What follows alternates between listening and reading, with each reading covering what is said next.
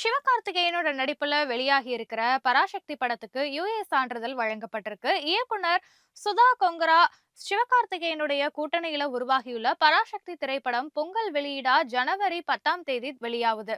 இந்த படத்துல சிவகார்த்திகேயன் கூட ரவி மோகன், அதர்வா முரளி, ஸ்ரீலீலா உள்ளிட்ட பலர் நடிச்சிருக்காங்க. மொழிப்போர் காலங்கள்ல மதராஸ் மாகாணத்துல நடைபெற்ற ஹிந்தி திணிப்பு போராட்டத்தை மையப்படுத்தி இந்த படம் உருவாகி இருக்கு. பராசக்தி படத்துல பல்வேறு காட்சிகளுக்கு தணிக்கை குழு ஆட்சேபனை கூறியிருந்த நிலையில சான்றிதழ் கிடைக்காமல் இருந்தது.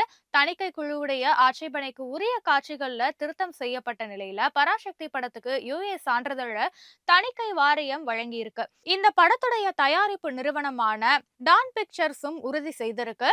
இதனால பராசக்தி திரைப்படம் திட்டமிட்டபடி ஜனவரி 10ஆம் தேதி வெளியாவது உறுதி செய்யப்பட்டு இருக்கு. சிவகார்த்திகேயன் ரசிகர்கள் இதனால உற்சாகமும் அடைந்திருக்காங்க. அதே சமயம் விஜயுடைய ஜனநாயகன் திரைப்படத்துக்கு யுஏ சான்றிதழ் வழங்க உத்தரவிட்ட தனி நீதிபதி தீர்ப்புக்கு எதிராக சென்னை உயர்நீதிமன்ற தலைமை நீதிபதி அமர்வுல மத்திய அரசுடைய தணிக்கை வாரியம் மேல்முறையீடு செய்திருக்கு.